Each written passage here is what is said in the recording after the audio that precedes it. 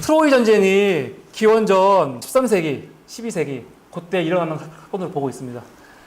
지금은 트로이 전쟁이 실제로 있었다라고 사람들이 다 믿어요. 그런데 트로이 전쟁은 사실은 거의 전설에서나 보는 거였거든요. 그리스 신화에서만 나오는 트로이 전쟁이었어요. 호메로스가 BC 한 800년대, 750년대 사이에 있던 사람이거든요. 사실은 근데 호메로스가 실존 인물인지 아닌지도 몰라요, 사람들이. 사람들은 호메로스도 가상의 인물이다 생각하는 사람 많고. 근데 이제 보통 호메로스를 한 인물을 본다면 이 호메로스가 트로이 전쟁에 대한 많은 구전들을 듣고 그거를 듣고 나서 글로 옮긴 게 이제 일리아스하고 오디세이아거든요.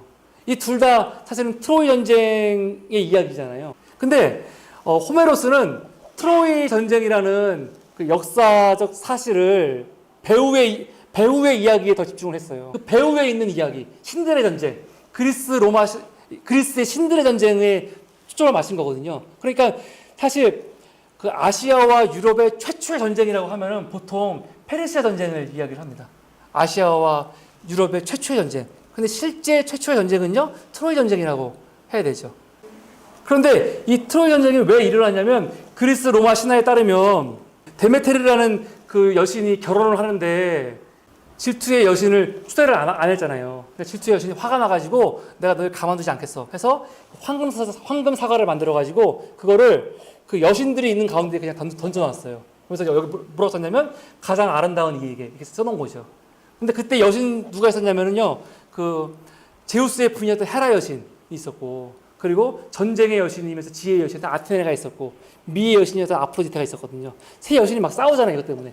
그때 막 싸우는데 제우스가 판결을 못하니까 그 판결을 그 트로이의 왕자였던, 그 당시에 이 파리스는 자기가 왕자인지 몰랐는데 그 파리스한테 맡겨요. 목동이었던 파리스가 거기서 아프로디테가 제일 예쁘다 선언을 하는 바람에 아프로디테는 이 파리스한테 가장 아름다운 여인을 선물을 주기로 약속을 하고 나머지 여신들은 널 가만두지 않겠어 그렇게 저주를 하거든요. 그게 계기가 돼갖고 이 파리스가, 그러니까 이건 배우의 이야기죠. 그렇게 돼서 이 파리스가 당시 스파르타 왕의 메넬레우스의 부인이었던 헬레나와 사랑에 빠져가지고 그 헬레나를 데리고 자기의 본국인 아테네로 돌아갔다는 거 아니에요.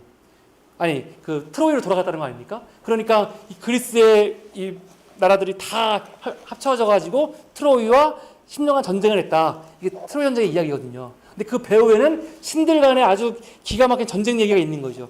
이게 다 전설이라고 당연히 믿어왔는데 이 전설을 역사로 만든 사람이 바로 이 하인리 슐리만이라는 사람이죠. 하인리 슐리만은요, 사업적으로 굉장히 성공한 사람인데 이 사람이 어렸을 때부터 트로이 신화에 대해서 굉장히 심취했고 트로이 신화는 진짜일 거라는 믿음이 있었어요. 사람들이 다 이거 신화야 말도 안 돼 그랬는데 자기가 봤을 때는 트로이 신화는 정말 있었을 것 같은 거예요. 그래서 이 사람이 사업가로서도 굉장히 성공했는데 한 40살 됐을 때 사업을 다 정리해요. 다 정리하고 실제로 그리스어부터 시작해갖고 언어도 굉장히 열심히 공부하고 또 그리스 문학에 대해서도 굉장히 정통하고 공부한 다음에 실제로 자기의 가산을 다 털어가지고 이 그리스 트로이 발굴 작업을 시작을 하잖아요. 결론적으로는 이 슐리만은 굉장히 욕을 많이 먹어요. 고고학자들한테. 왜? 고고학적인 성과를 많이 냈지만 너무 막무가내로 고고학 발굴을 하면서 많은 유물들을 다 파손시켰거든요. 파손시키기도 하고 문제도 일으키고 했지만 중요한 건 이 사람 때문에 트로이가 발굴되지는 않았어요. 대신 이 사람 때문에 트로이와 관계가 없어 보였던 지금까지 전설로만 여겼던 미케네 문명이 있습니다. 미케네 문명도 트로이와 아주 관련이 있지요. 이 아가멤논의 마스크라는 건데 아가멤논이 트로이 전쟁을 일으킨 사람이에요.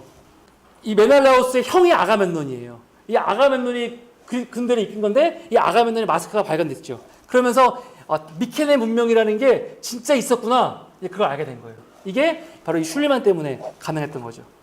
사실 아브라함의 이야기는요 19세기까지만 가더라도 18세기까지만 가더라도 역사였습니다. 모든 사람들이 아브라함은 실제 했을 거야. 실제 했어. 이렇게 믿었거든요. 근데 이제 비평학이 들어오고 특히 이 줄리우스 베라우젠이 이스라엘 역사 소설이라는 책이에요. 아니 안 주셔도 돼요. 안 주셔도. 그 책이 나온 이후로 족장들의 이야기는 다 이제 신화로 되어버린 겁니다. 구약기에서.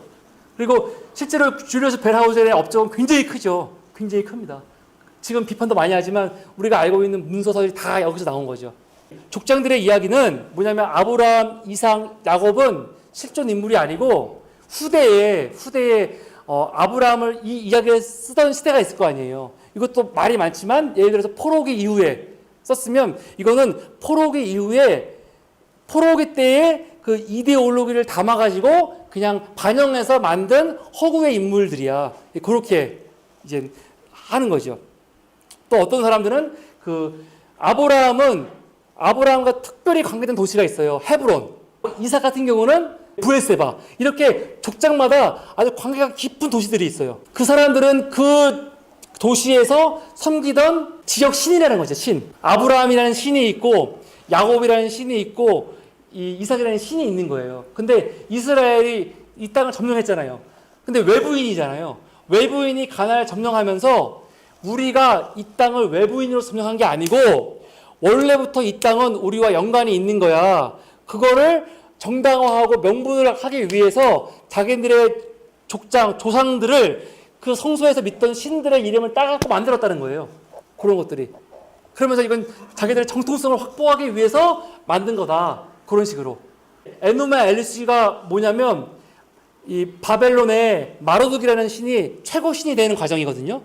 이것도 왜 나온 거냐? 마르둑이라는 신이 최고 신으로서의 명분. 그러니까 이거는 또 마르둑을 섬기는 신은 어디냐면 바벨론이잖아요. 바벨론이 메소포타미아를 다 점령한단 말이에요. 아시리아를 물리치고. 그랬을 때 바벨론이 여기를 점령하는 거는 마치 마르둑이 삼류신이었던 마르둑은 이 수메르 신화에서 존재도 없던 신이에요. 아주 미약한 신. 그 신이 최고의 신이 되는 거에 정당성을 확보하기 위한 신화가 에누마 엘리시인데 그것처럼 바벨론이 고대 근동을 지배하는 거는 명분이 있는 거야. 이것까지 연결시키는 신화가 바로 에누마 엘리시인 거죠. 그런 의미에서 신화가 만들어지는 건데 이 족장들의 신화도 가나안에서의 생활을 정당화하기 위해서 만들어진 거다. 그렇게 이야기를 하는 거죠. 그러니까 이건 역사가 아니고 후대에 만들어진 그냥 정당성을 위한 이데올로기야 라고 하는 거예요. 그러니까 역사가 신화가 되는 거죠. 트로이의 이야기가 신화가 된 것처럼 구약의 이야기도 신화가 되어버렸다고요.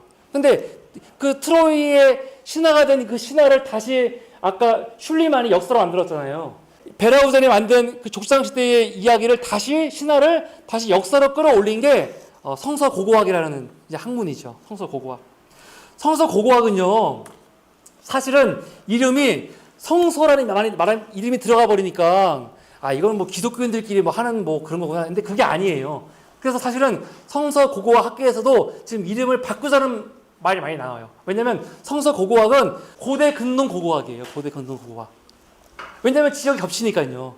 그런데 오랫동안 성서라는 말을 썼기 때문에 쓰고 있을 뿐이지. 그래서 고대 근동 고고학에서는 성서 고고학자들에게 그 이름 버리고 그냥 고대 근동학, 근동 고고학으로 들어와. 그런 말이 있거든요. 그러니까 성서 고고학이라는 게 성서라는 말 때문에 편견을 가지고 볼 필요는 없다. 보면 됩니다. 성서의 무대가 되는 곳에 고고학을 연구하는 게 성서 고고학이에요. 성서가 무대가 되는 곳은 고대 근동이잖아요. 그냥 같은 거죠. 근데 여기서 중요한 거는 성서 고고학으로 발견된 중요한 도시들이 몇 군데 있어요. 도시들이. 그 도시들에서 발견된 이 유물들 때문에 아브라함 족장 시대가 이게 허구가 아닌데? 이런 게 어느 정도 밝혀지게 된 거죠. 아브라함이라는 사람이 실존 인물인지는 몰라요. 하지만 아브라함이 했던 성경에 나와 있는 그런 행동들, 모습들 이런 것들이 이런 문서들을 보니까 실제로 당대와 비슷한 시기에 있었던 문화적인 행동이라는 거예요. 벨하우젠 같은 경우는 그거는 5세기, 6세기 때의 모습이 반영된 거야 라고 했는데 그게 아니고 실제로 뭐 20세기 혹은 BC 20세기, 19세기, 18세기 그 고대 때의 문헌들이 발견됐는데 거기에 있는 모습과 굉장히 유사하다는 거죠. 그 중에 하나가 누지라는 도시에서 발견된 누지 문서입니다. 누지 문서. 문서라고 해서 글에 있는 게 아니고 이게 토판에다가 쇠교 문자로 쓴 게 토판인데 이런 토판이 엄청나게 많이 발견이 된 거죠. 2만 개가 발견이 됐는데 누지토파는 그냥 당시 백성들의 일반적인 생활상, 그것들, 관습, 그런 것들이 많이 드러나 있습니다. 그래서 여기서 대표적인 게 그 아브라함이 자기가 자녀가 없으니까 자기의 종한테 자기 재산을 넘겨주려고 하잖아요. 그런데 그게 실제로 당시 문헌에 보니까 있었다는 거예요. 자식이 없으면 자기가 갖고 있던 신뢰하는 종에게 재산을 물려주는 그런 관습이 당시에 있었다는 게 누지토판을 통해서 확인이 된 거죠. 또 하나는 이 드라빔이 사실은 누지토판이 발견되지 않았다면은 이 드라빔이 참 해석하기 어려운 거예요. 뭐냐면은 라헬이 야곱이 그 라반에서 나올 때 라반에게 고생하다가 나오잖아요. 그때 라헬이 아버지의 드라빔을 훔쳐가지고 나오거든요.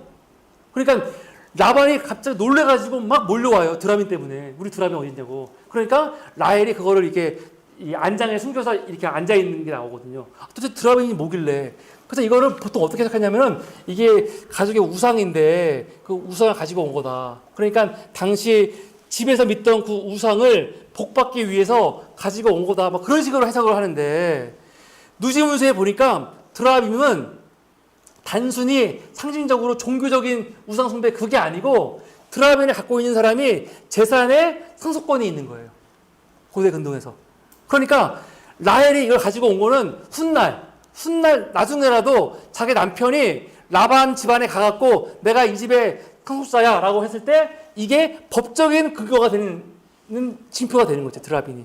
근데 그런 것들이 성경만 보면 모르는데 누지토판에서 발견된 문서를 보니까 드라빔의 사용 용도를 보니까 이렇게 해석이 되는 거죠. 그러니까 성경과 고고학적 자료가 만나가지고 서로의 빈 공간을 메꿔주는 거를 이렇게 알 수가 있습니다. 에서와 야곱이 있는데 에서가 자기의 장자권을 팔잖아요. 팥죽에 팔잖아요. 아, 장자권을 어떻게 팔지? 근데 실제로 팔았다는 거예요. 여기 보니까. 근데 여기서는 양 몇 마리 주고 팔고 뭐 이런 식으로. 그냥 장자권을 진짜로 주고 파는 게 당시에 실제로 물리적으로 매매를 했다는 거예요. 이게 상징적으로 하는 게 아니고 허풍으로 한 게 아니고 야곱은 진짜로 당시 관습에 따라 가지고 물리적으로 나한테 팔아 해서 산 거예요. 야곱은. 여러 가지 있지만 이제 우가리트는 지금 메소포타미아가 아니고 레반트잖아요. 지도 보면 알겠죠. 레반트. 그렇죠? 레반트에서 발견된 문서들이에요. 그렇기 때문에 가나안의 그런 종교라든가 가나안의 문화 같은 걸 다이렉트로 알 수 있는 게 우가리트 문서죠. 그래서 우리가 알고 있는 바알, 사실은 사람들이 바알에 대해서 몰랐어요. 성경에 보면은 바알이 많이 나오잖아요. 바알이. 도대체 바알이 뭐야? 근데 바알에 대해서 우가리트 문서를 통해서 많이 나오는 거죠. 우리 고대 문화 선집에도 바알 신화가 나오거든요. 이게 다 우가리트 문서에서 발견된 겁니다. 에볼라인데 이 우가리트 위에 에볼라라는 게 있는데 사실 에볼라가 가장 최근에 발견된 문서예요. 가장 최근에 에볼라는 사실 사람들이 존재를 몰랐어요.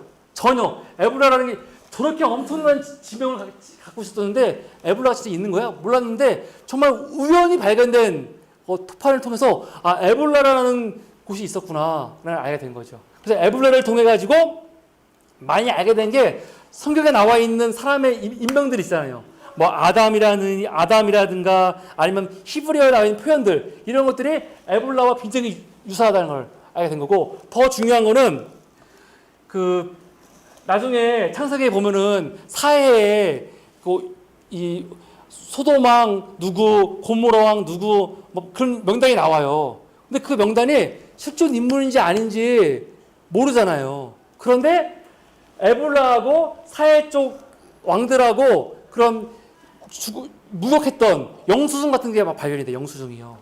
근데 영수증 같은 거에 명단이 나올 때 성경에 나와 있는 명단 순서 있어요. 그 순서와 똑같이 기록이 돼서 나오는 거예요. 똑같이. 그러니까 이 나오는 명단이라는 게 그냥 인위적으로 만든 게 아니고 당시 주도했던 중요한 왕들의 순서대로 파악했다는 거. 그런 것들에 대해서 발견이 된 거죠. 근데 중요한 거는 지금 제가 토판 문서들 얘기 많이 했잖아요. 근데 이 토판 문서들은요, 성서 고고학이 발굴하고 있는 지역은 전체 메소포타미아 지역의 10%도 안 돼요. 그리고 그 10% 중에서 아주 집중적으로 발굴한 게 또 10%도 안 돼요. 그리고 그 10% 중에 발굴 집중적으로 하고 있잖아요. 하고 있는 것 중에서 번역돼가지고 우리가 지금 이렇게 보고 있는 거는 또 거기서도 10%도 안 돼요. 그러니까 이미 우리가 알고 있는 고대 근동에 대한 지식은요, 굉장히 짧은 거예요. 굉장히 미천한 거고. 아직도 발굴할 게 많지요. 그렇기 때문에 우리가 함부로 이거는 가짜야, 이건 진짜야, 이렇게 말할 수가 없는 거죠. 이 문서들이 나오기 전까지는 족장시대 같은 건 다 가짜였어요. 나오니까 이런 것도 있네 라고 나오는 거거든요. 그러니까 우리가 이게 사실이 아닌 거와 이게 사실인지 아닌지 모른다와는 다른 거예요. 다른 거죠. 아직 발굴되지 않은 것 뿐일 수도 있는 거예요. 무조건 아닌 게 아니고. 그러니까 이 선서 고고학의 도움으로 이런 것들을 이제 알게 된 거, 이게 중요하다는 거를 이제 알게 된 거예요.